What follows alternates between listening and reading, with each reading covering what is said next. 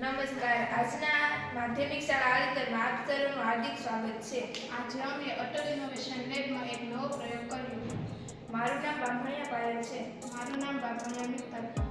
અમારા માર્ગદર્શક શિક્ષક નિમેશભાઈ બળુ છે. આજે હું હવા સાથેનો પ્રયોગ તમને બતાવીશ, તો આવો મારી સાથે બતાવો.